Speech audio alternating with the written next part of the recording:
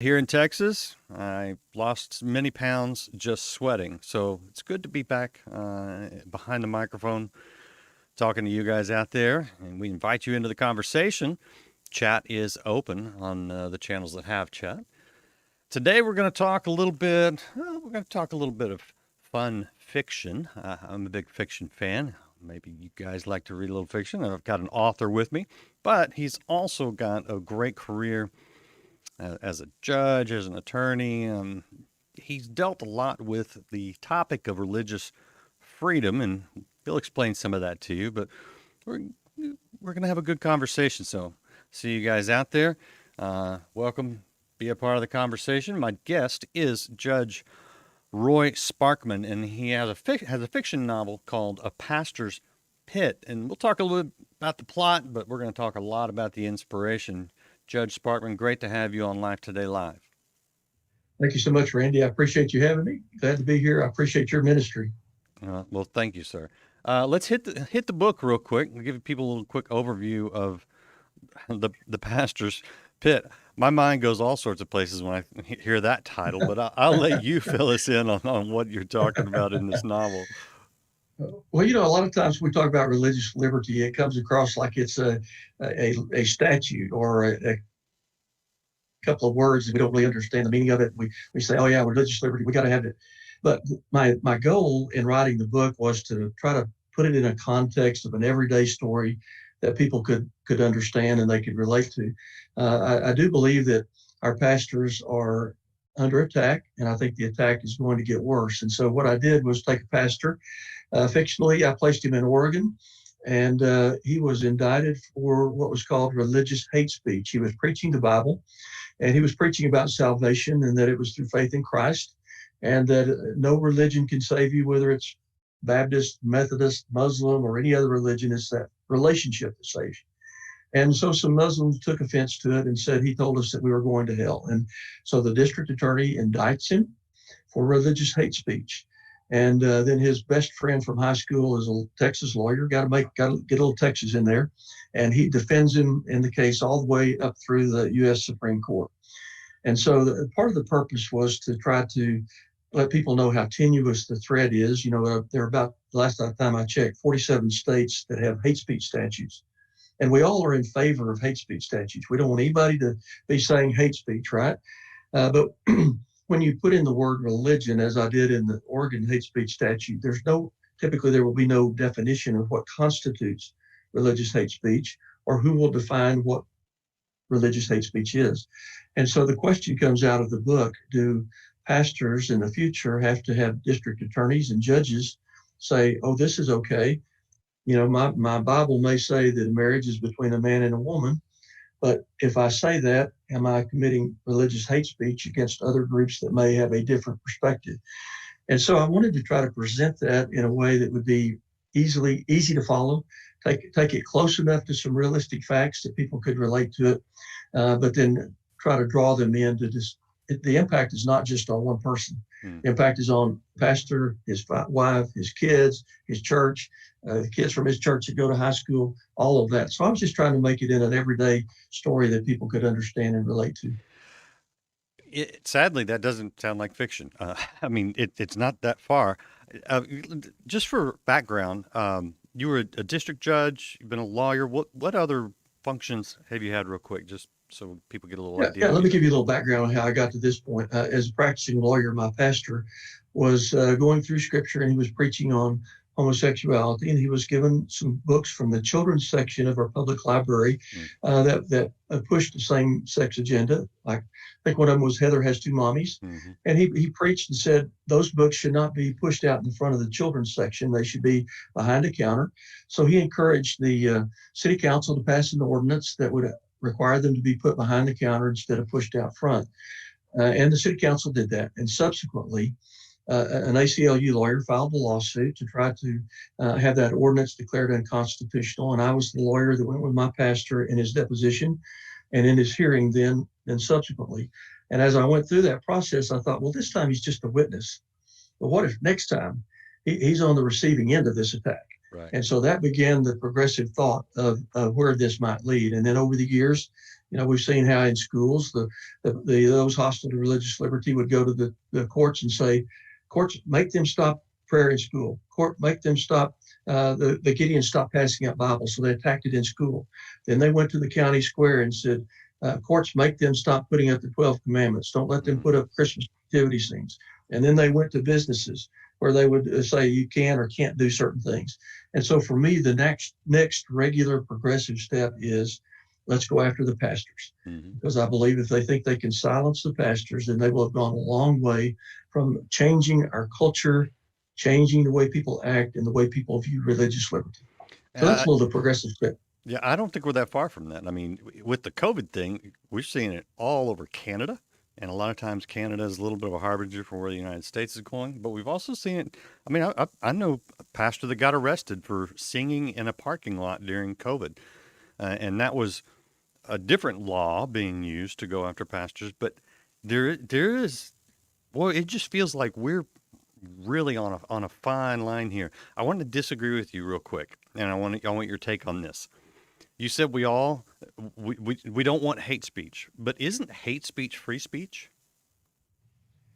Well, hate speech, hateful speech can be free speech, but there have to be boundaries on even hate speech. Like if I say, somebody go kill Randy, well, that takes my free speech beyond the limit of free speech, and it can become hate speech. But if so there are some boundaries and some limits that we allow. And kind of back to your point that you started with, I think the pandemic just put this on steroids, because what you began to see, for example, I know that pastors were either criminally charged or threatened for conducting worship services in California, Colorado, Illinois, Kentucky, and Virginia. In Kentucky, there were some churchgoers that were effectively put under house arrest for attending Easter services. So, I think the impact on pastors, and a few years ago in Houston, in fact, the Houston mayor tried to subpoena pastors' notes and their sermons when they were preaching against the same-sex relationship. And so, it's a lot of it is there. We haven't seen in our states particularly too much pastors being arrested for it yet. But in Texas, our great state of Texas in the Bible Belt, right? This past legislative session, there were some bills that were filed that are called Ban the Bible bills by some conservative political folks that would make it a crime. If you make a comment against the same-sex relationship, then it could be a crime, and there would be no opt-out or exception for religious speech. And so, you'd hope that would not survive constitutional tests, but those bills got a hearing in Texas. 20 years ago, you would not have heard of that happening. People have been run out of the state if they file those kind of bills. Right. So it's progressing and it's moving.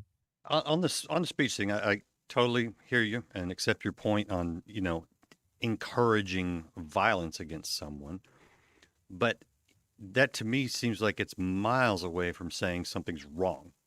Like, hey, I've said to my kids, hey, you're wrong about that, or what you're doing is wrong, or I disagree with you, as opposed to, I'm going to harm you in any way.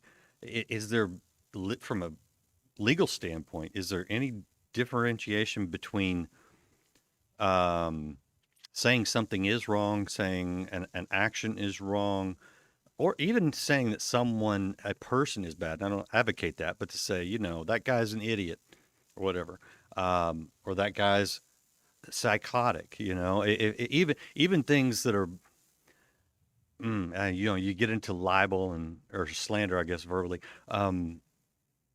I don't know, man, where from a legal standpoint, where traditionally have we even drawn the line between speech that could cause harm or advocate harm? I think of Charles Manson. He never killed anybody. Tex Watson did, but it was Manson who was planting the seeds and the thoughts and the encouragement, so he was guilty of that. And I agree with that. It seems sometimes hard to define.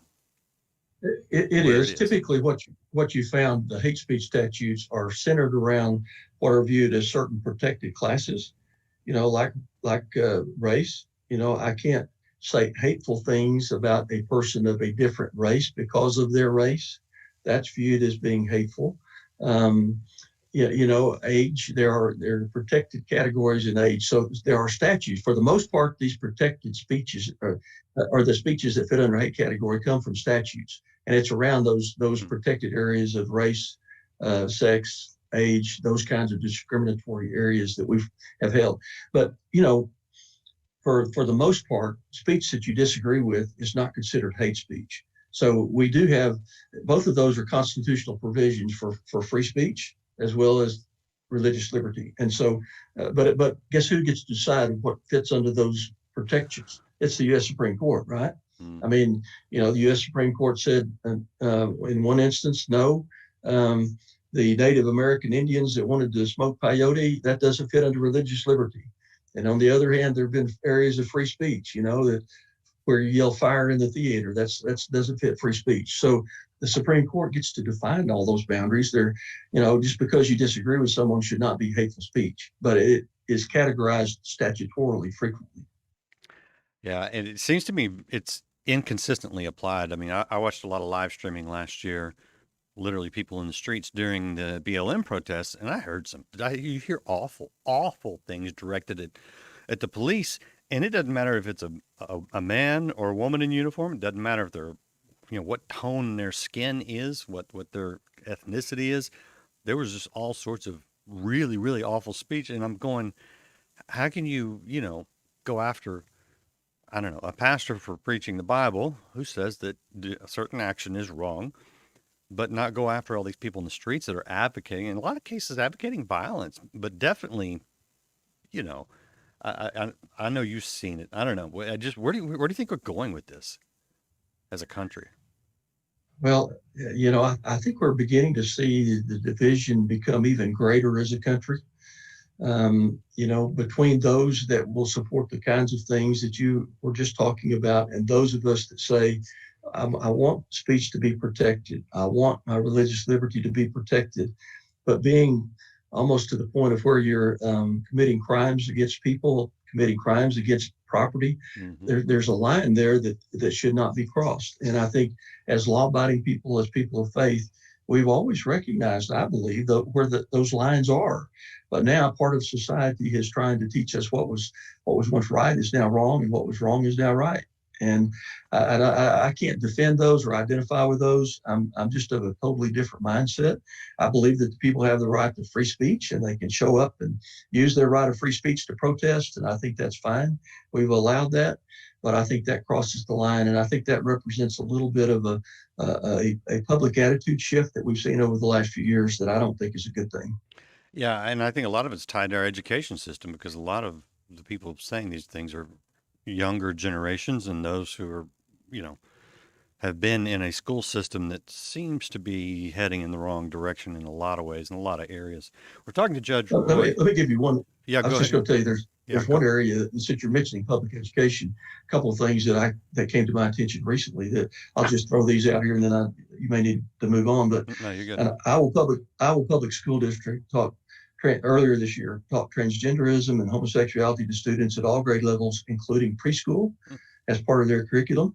And they gave them a children's coloring book that says everyone gets to choose if they're a girl or boy or both or neither or someone else, and no one else gets to choose for them. And again, that's going to preschool students. And also out in Orange County, California, the Board of Education issued an opinion that came out recently, and I'm going to read it so I get it correctly. Quote, parents who disagree with the instructional materials related to gender, gender identity, gender expression, and sexual orientation may not excuse their children from this instruction.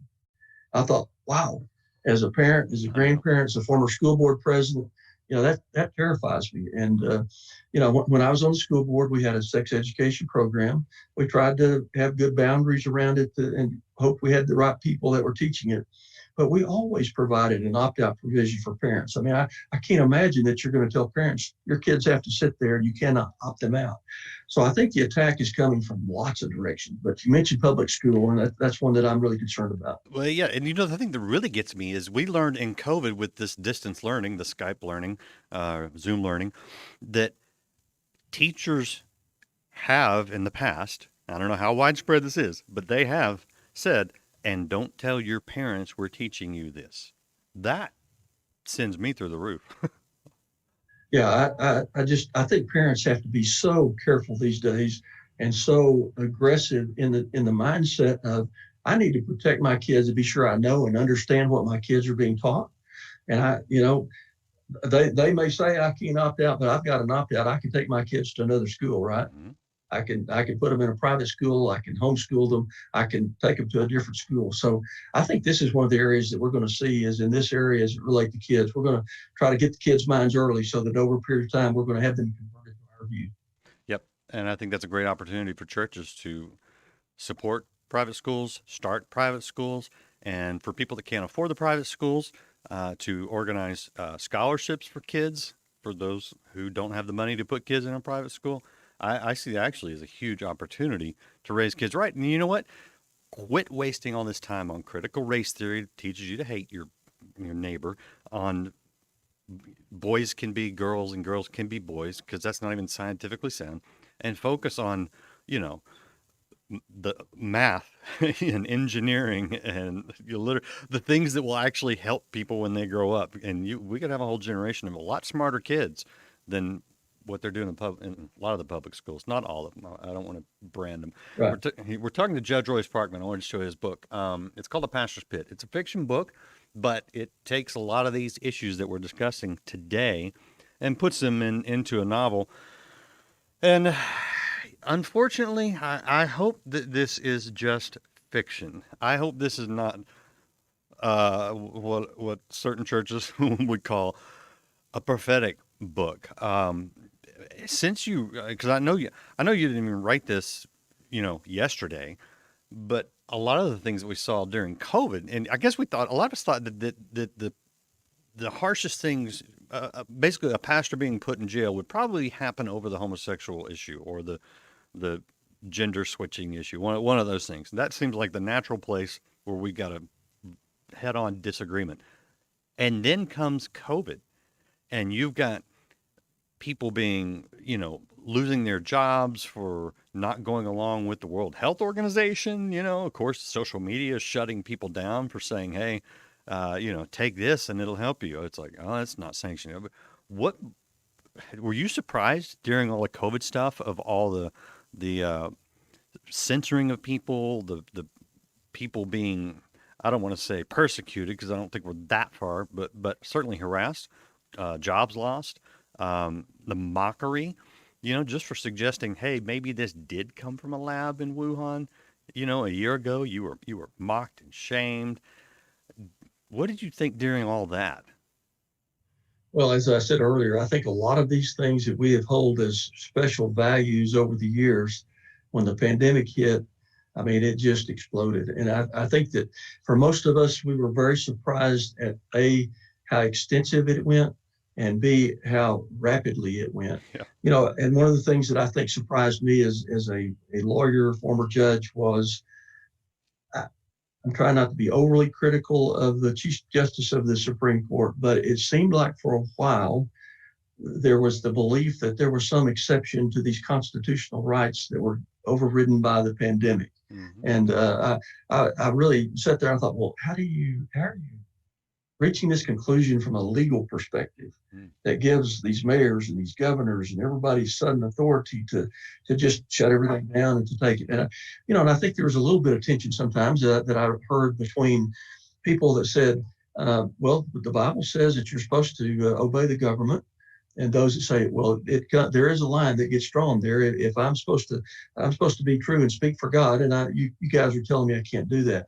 I think many people, many churches, many people of faith tried to follow the government regulations and guidelines for a period of time because there was so much unknown. Mm-hmm. Let's find an alternative way. Let's go online. Let's do some things.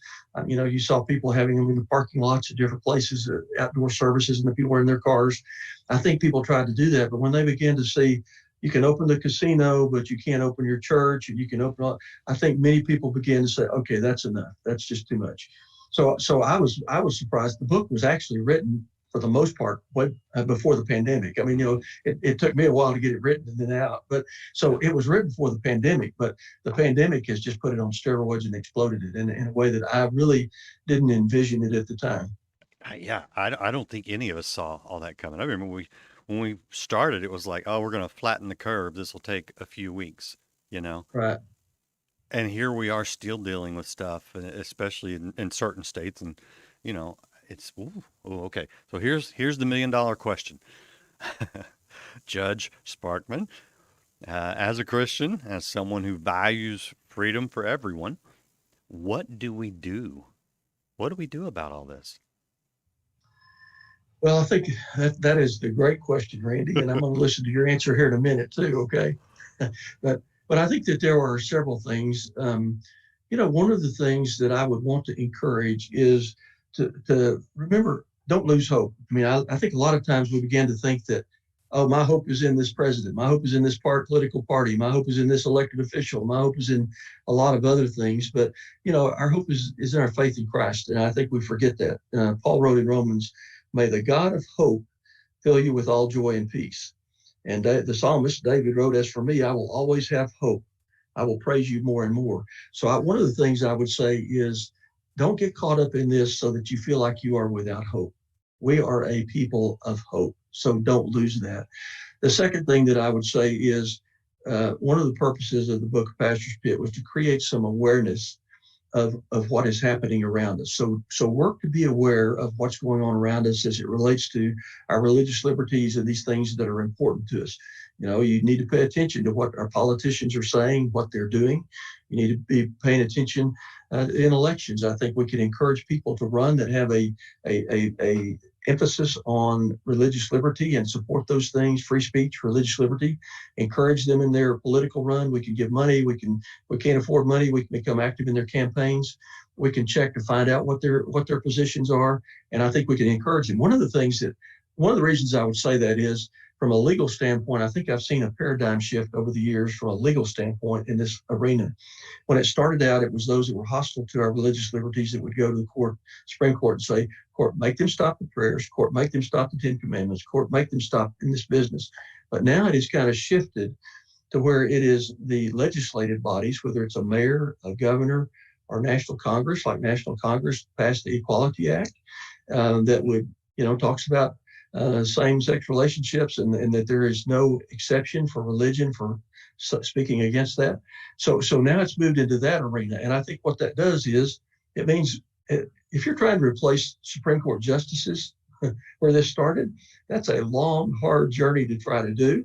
But now if it's over in the legislative arena, what we can do is we can become very active, and we can try to require from our elected officials that they respond in a certain way, or we can try to replace them. So that gives me a little bit of hope there as well. I think another thing is we can find our voice. I think we all have to grow where we're planted. You have a voice that's so much bigger than most of us, but where we are planted, our pastors need to continue to use their voice to speak up.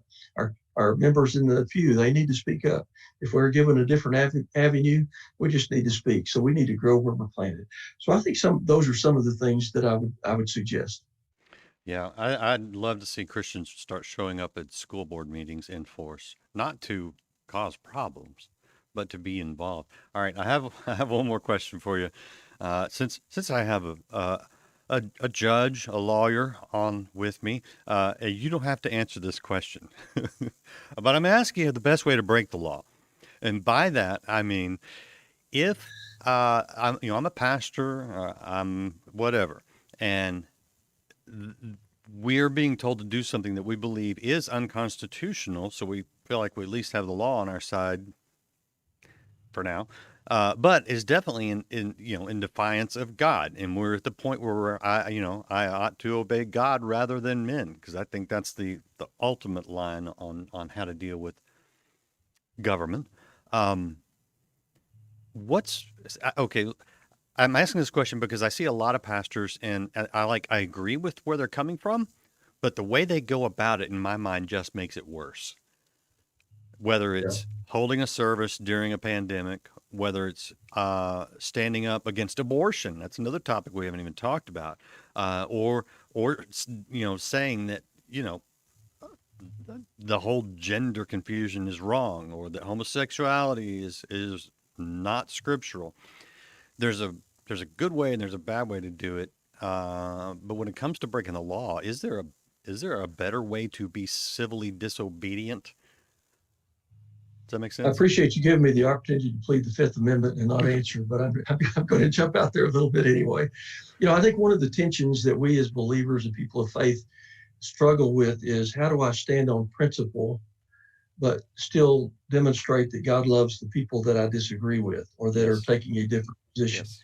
And so I think sometimes we get silenced because we think, well, if I say this, I'm going to be unloving.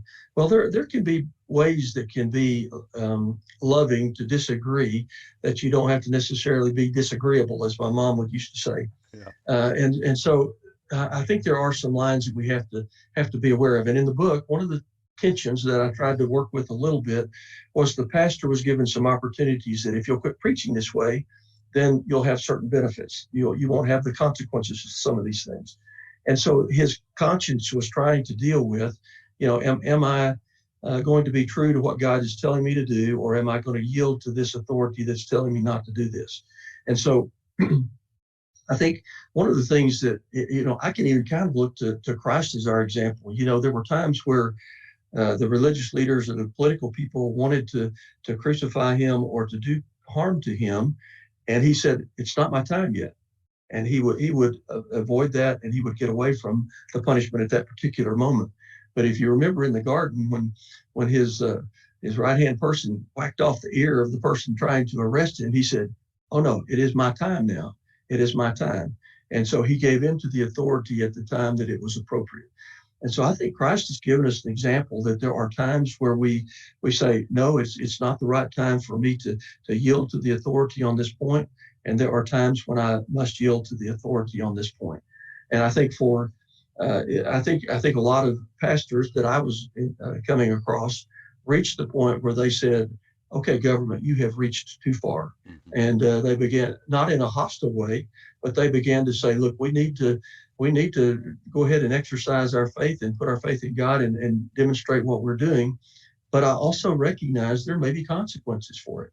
And I think one of the things that we as Americans sometimes want to do, we want to avoid the consequences. Mm-hmm. I want to do the right thing, and I want everybody else to know that I'm doing the right thing, but I don't want any consequences from it, right? Yeah. If we look at the New Testament and we look at other parts of the world right now, apart from our Constitution, I don't think we could say that from a biblical perspective, I'm entitled to religious liberty, because that's not really a principle in the New Testament, right? Mm-hmm. Nor is it a principle that in many parts of the world that you'll see carried out. But in America, we have had this privilege, and we should be thankful for it. But I think there can be a time, but we need to be prepared to pay the consequences. And I think that's one of the things that I was trying to say in the book, that I believe one time we'll be faced with the question of, are you going to stand? And if you're going to stand, are you willing to take the consequences? Mm-hmm. Because there will be consequences, I think. That's a good point. The book he's talking about is this one right here, A Pastor's Pit, the difficult choices that a fictional pastor has to make, which mirrors the difficult choices that many actual pastors are having to make right now and probably will face in the future. I want to show you the website. This is judgeroysparkman.com, judgeroysparkman.com. It is in the chat for you guys that can see it. You can read more about him and his ramblings and, of course, get more information about the book. Judge, I appreciate your time today. I'm going to give you the last word here, but I just appreciate you kind of educating us, and standing up for the values that really, they're not just values we like. These are the values that make a society succeed and peaceful and happy and strong. So thank you for that. Last word from you, Judge Sparkman. Thank you so much, Randy, for having me today. And, one of the things that I think sometimes people begin to say that this is just purely a Christian issue. There was a saying that I heard a long time ago that I could take no joy if the hole's in your end of the boat. And that means we're both going underwater with the boat. I could take you to cases where there's been religious liberty issues with the Jewish people, the Catholics, the Muslims, the Native Americans, people of all faiths. So if religious liberty goes away, it doesn't just impact the Christians, it's going to impact all of us. So I appreciate you and your ministry and what you do there. So thanks for having me. Oh, well, thank you. I appreciate you taking the time to sit down and talk with us, educate us a little bit, and would encourage people to check out the book. You can pick it up wherever you buy books and come back. There's more great interviews all week right here on Life Today Live. So hit share, hit subscribe, hit follow if you haven't done that. We'll see you again next time here on Life Today Live. All weekday to America.